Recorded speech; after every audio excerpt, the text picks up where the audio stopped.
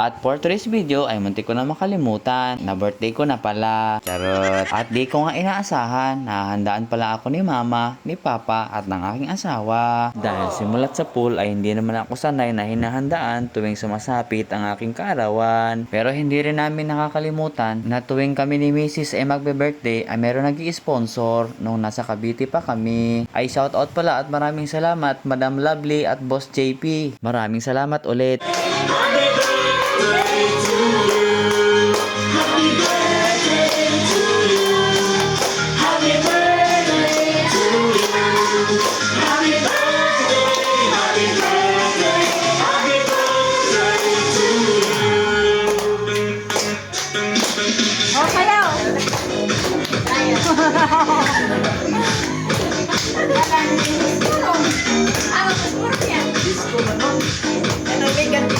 At sa pagkakataon nga na yan, habang ako'y kinakantahan, ay pinipilit ko talagang pigilan ang pagtulo ng aking sipon.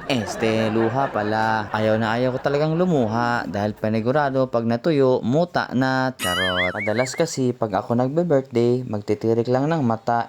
Magtitirik lang ng kandila at magsisimba ay okay na. Pero unang-una ay nagpapasalamat pa rin kami kay Lord dahil sa kabila ng maraming problema at pagsubok na aming pinagdaanan ay hindi niya pa rin kami pinapabayaan. At pangalawa, sobrang nagpapasalamat din ako sa pamilya ng aking asawa dahil mula noon hanggang ngayon ay buo pa rin ang kanilang pagmamahal sa aking pamilya. Ito ulitin ko, maraming salamat ulit kay mama at kay papa at maraming salamat din kay Ate Donna na nag-abala pa. At muli maraming salamat Lord sa panibagong taon na binagkaloob mo sa akin at hinihiling ko Lord na sana ay hindi na bumalik ang aking rayuma. Charot. Dahil tuwing sumusumpong ito ay masakit talaga. At yun lamang po Lord, maraming salamat sa lahat ng biyaya. Maraming salamat din sa inyo mga kawiner sa inyong solid na suporta. At yun lamang mga kawiner, hanggang dito na lang muna. Happy birthday to me! Yahoo! Bye-bye!